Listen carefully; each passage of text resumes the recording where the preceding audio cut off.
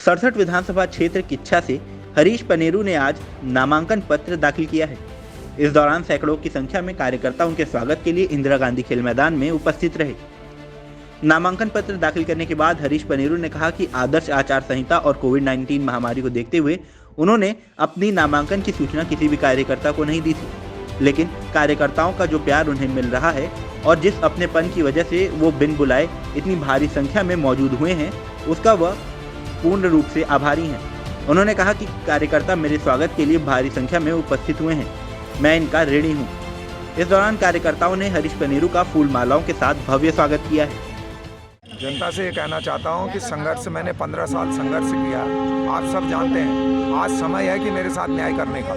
आज समय है कि जो लोकतंत्र में जो मुद्दे थे हमारे पास, जो संविधान हमारी इजाज़त देता है कि हर किसी को अपनी बात कहने का अधिकार है, मैंने उसके तहत किच्छा की जनता की लड़ाई को लड़ा है। और आज जब पार्टी ने मेरे साथ अन्याय अत्याचार किया तो निश्चित रूप से मैं अपने युवा साथियों के सहारे, अपने आम जनमानस के सहारे चुनावी मैदान में हूँ। और निश्चित रूप से किच्छा में जो हॉस्पिटल यहाँ पर बहुत बड़ी समस्या है, हॉस्पिटल में जो है एक्सरे मशीन नहीं, अल्ट्रासाउंड मशीन नहीं, स्पेशलिस्ट डॉक्टर नहीं है, और किसी को हार्ट की कोई प्रॉब्लम हो जाए उसको दिल्ली देहरादून के चक्कर लगाने पड़ते हैं। तो किच्छा में TLC DLC जो छोटी छोटी गंभीर बीमारियों की जो जाँच हैं उसके लिए लैब में यहाँ कोई व्यवस्था नहीं उनकी जाँच हो। तो इन सब मुद्दों को लेकर मैं जनता के बीच में जाऊँगा। और निश्चित रूप से मैंने कहा है कि अगर मैं विधायक बनता हूं तो विधायक को मिलने वाली जो महीने की तनख्वाह होती है उस तनख्वाह को मैं नहीं लूँगा, वो तनख्वाह मैं गरीबों के बच्चों में लगाऊंगा, जिनके बच्चे स्कूल नहीं पढ़ पा रहे, जिनके पास ड्रेस नहीं है, जिनके पास जूता नहीं है, उस तनख्वाह से उन बच्चों को मैं देने का काम करूँगा।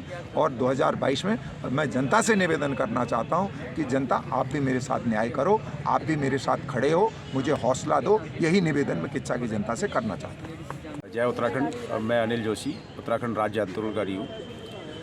पिछले 1994 से जब से राज्य आंदोलन का बिगुल बजा था तब से आज तक हम सारे राज्य आंदोलनकारी संघर्ष कर रहे हैं। आज मुझे बड़ी बेहद खुशी हो रही है कि राज्य आंदोलनकारी शक्तियाँ भी निर्दलीय उम्मीदवार के रूप में खड़ी हो रही हैं, और जिसके रूप में हमने हमारे राज्य आंदोलनकारी श्री हरीश पनेरू जी को हमारे पूरे संगठन ने समर्थन दिया है। यही नहीं, पूरे उत्तराखंड में जो भी उत्तराखंड राज्य आंदोलनकारी निर्दलीय उम्मीदवार के रूप में लड़ेगा उसको हमारा तन मन धन से पूरा समर्थन है, क्योंकि राज्य आंदोलनकारी ताकतों का विनाश किया गया दोनों पार्टियों द्वारा।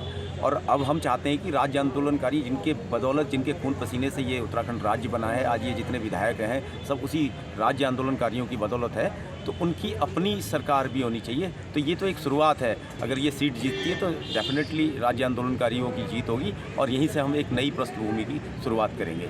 ये हमारा पूरा समर्थन है इनके साथ। और निर्दलीय सारे उम्मीदवार जो भी राज्य आंदोलनकारी के रूप में पूरे उत्तराखंड से लड़ रहे हैं, हमारा पूरा समर्थन है और डेफिनेटली हम जीतेंगे।